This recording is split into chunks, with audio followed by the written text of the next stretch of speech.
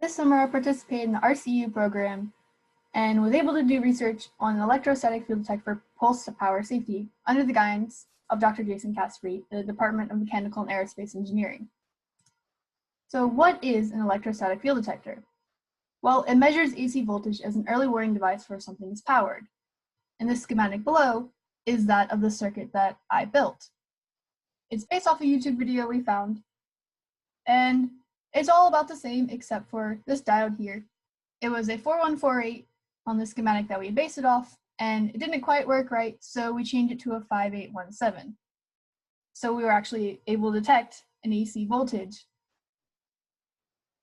And, well, how is a detector used? As this device is near an AC power source, the buzzer will sound with an oscillating tone. Right here you can see this antenna, and within about a foot range of a power source, it is able to detect that there is current, and our buzzer right here will sound. Beforehand though, of course, the buzzer is just going to sound as soon as the battery is plugged in. So we have to find a way to calibrate it. We used a 10-turn potentiometer here to do so. And it was calibrated every time before testing within a couple feet away from any source. And when we were within a foot or less of a AC powered source, there was an audible change in the buzzer after calibration.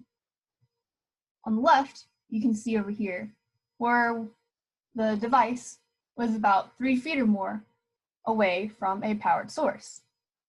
On the right, you can see this little blip here in the graph of an audible change on the oscilloscope data as the meter is a foot away from a power source, indicating that there is power going through that component, which is very useful in a pulse power setting, as any component that may be charged may have high voltage, which is not very safe.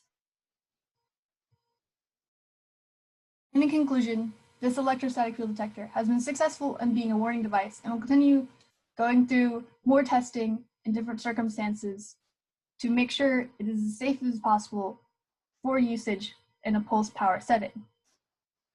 In the future, there could be modifications to not be used just within an AC power setting, but in DC power.